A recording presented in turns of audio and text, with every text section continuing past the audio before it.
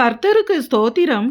நடுக்கடலில் தத்தளித்த சீசர்களால் கரையில் இருந்த இயேசுவை பார்க்க முடியவில்லை. ஆனால் இயேசுவால் சீசர்களை பார்க்க முடிந்தது எப்படி என்றும், சீசர்களை இயேசு எப்படி கரை சேர்த்தார் என்றும் இந்த பதிவில் பார்ப்போம். மார்க்கு 6ஆம் அதிகாரம் 45ஆம் வசனத்தில் அவர் ஜனங்களை அனுப்பிவிடுகையில் தம்முடைய சீசர்கள் படவில் ஏறி அக்கறையில் பெத்சாயிதாவுக்கு எதிராக தமக்கு முன்னே போகும்படி அவர்களை துரிதப்படுத்தினார் என்று எழுதப்பட்டுள்ளது. இயேசு 5000 பேருக்கு 5 அப்பம் 2 மீன்கள் மூலமாக போஷித்து அவர்களை அனுப்பிவிட்டு சீசர்களை அவ்விடத்திலிருந்து படகில் ஏறி போகும்படிக்கு அவர்களை அனுப்பிவிடுகிறார். ஆனால் அவர்களோடு கூட இயேசு போகவில்லை.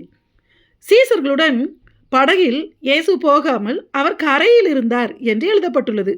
படகு நடுக்கடலில் போனபோது எதிர்காற்று சுழல் காற்றாய் இருந்தபடியால் கடலும் கொந்தளிப்பாய் இருந்தது. சீசர்களால் முன்னேறி செல்லவே முடியவில்லை. திரும்பி புறப்பட்ட இடத்திற்கும் வர முடியவில்லை. ஆனால் படவில் இருந்த சீசர்களில் அநேகர் மீனவர்கள்தான். கடலின் தன்மையை பற்றி நன்கு அறிந்தவர்கள். எந்த காற்று எப்படி வீசினால், அலைகள் அதிகமாக இருந்தால் எப்படி துடுப்பு போடுவது, படகை எப்படி ஓட்ட வேண்டும் என்று எல்லாமே அவர்களுக்கு நன்றாக தெரியும். கடல் நீச்சலும் தெரியும்.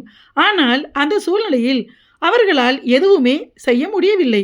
முன்னோக்கியும் போக முடியவில்லை, பின்னோக்கியும் போக முடியவில்லை. அவர்களோடு இயேசுவும் இல்லை.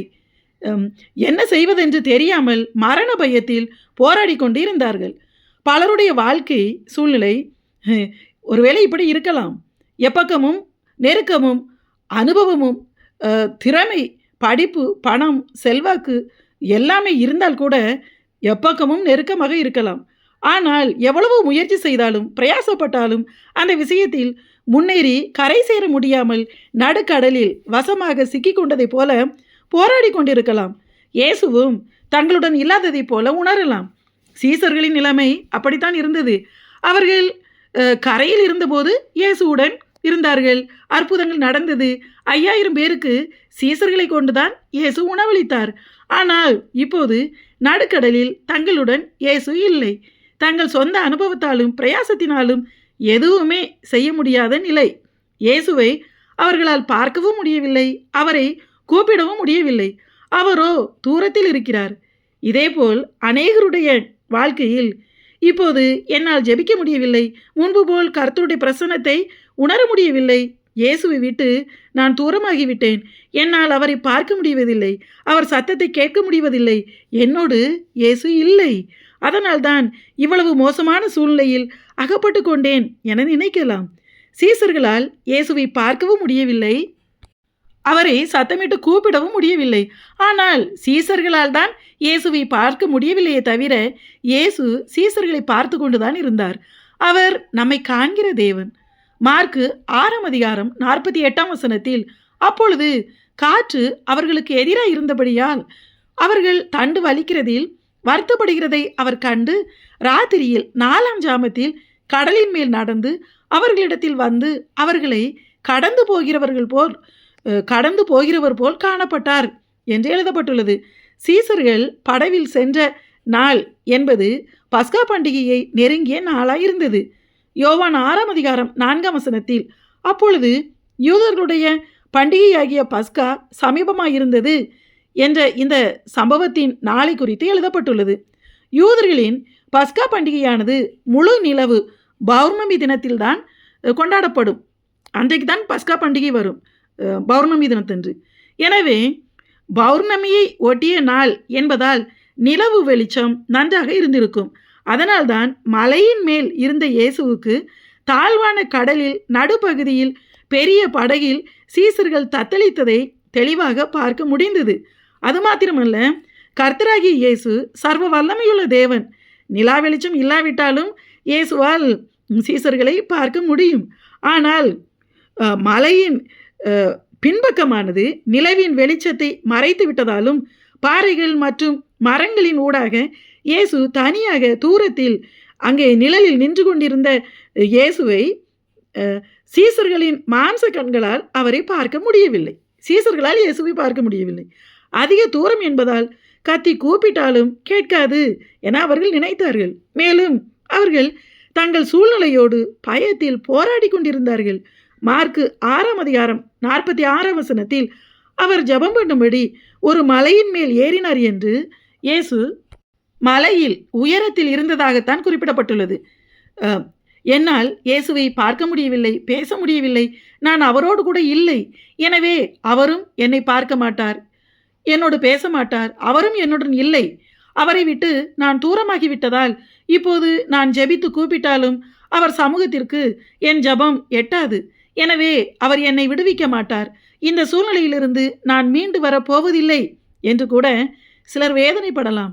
ஆனால் நாம் கர்த்தர் நம்முடைய எந்த தகுதி நிமித்தமோ அதிகமாக ஜெபிக்கிறதினாலேயோ மட்டுமல்ல, நிச்சயமாக ஜெபம், அர்ப்பணிப்பு எல்லாம் கண்டிப்பாக வேணும், எல்லாம் தேவைதான்.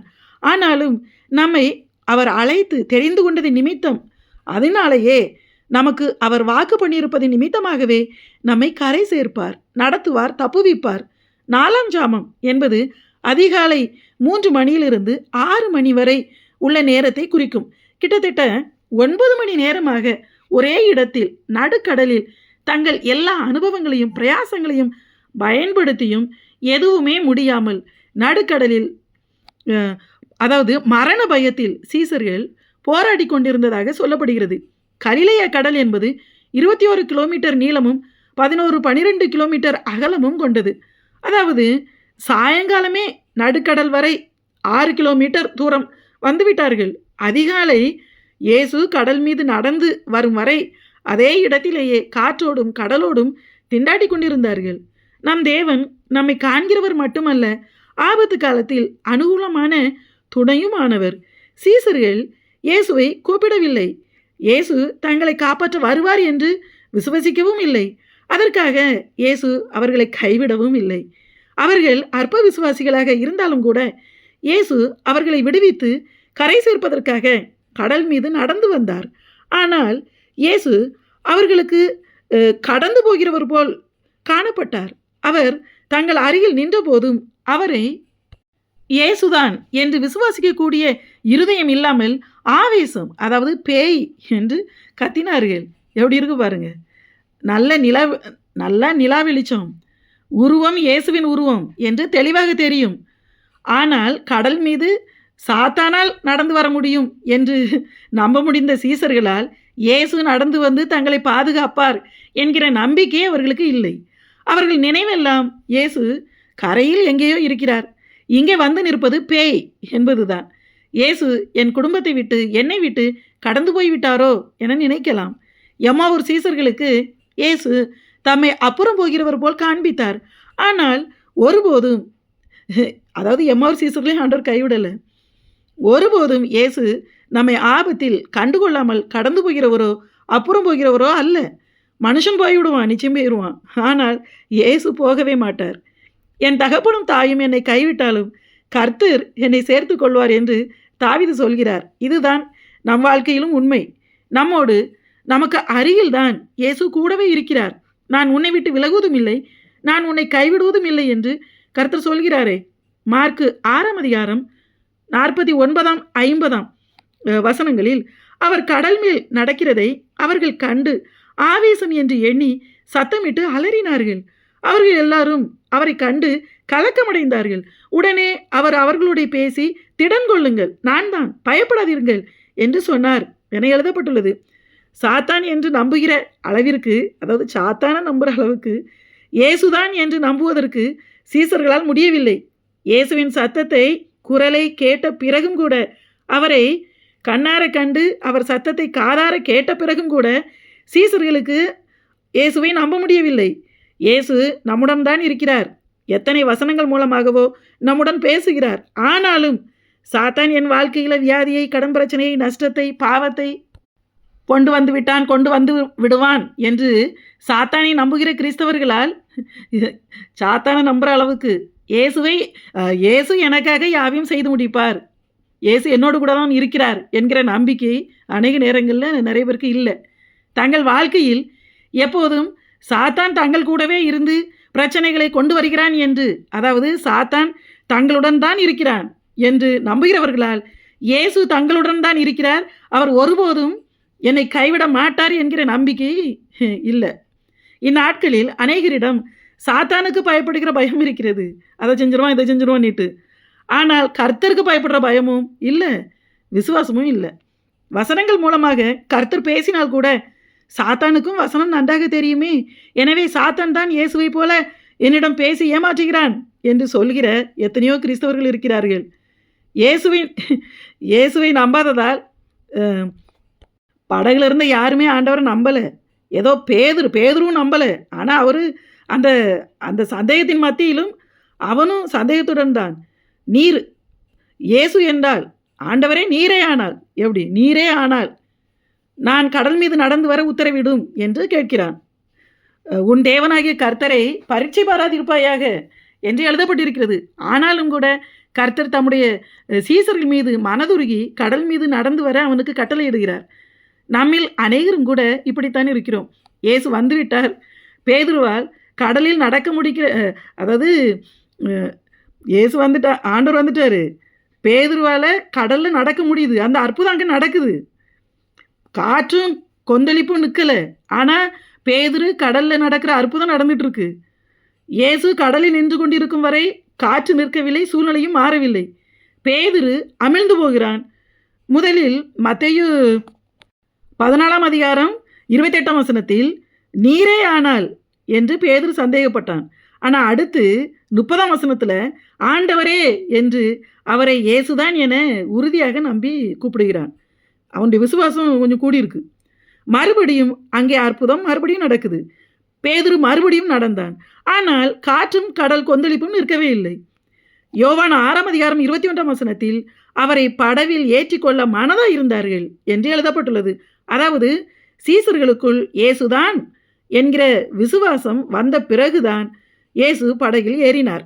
வந்து நிற்கிறது ஆண்டவர் தான்ங்கிற விசுவாசம் அவங்களுக்குள்ள வந்த பிறகுதான் அவங்க படகுல ஏற்றிக்கொள்றதுக்கு அதுவும் அவங்க மனதாக இருந்தார்கள், சம்மதித்தார்கள்.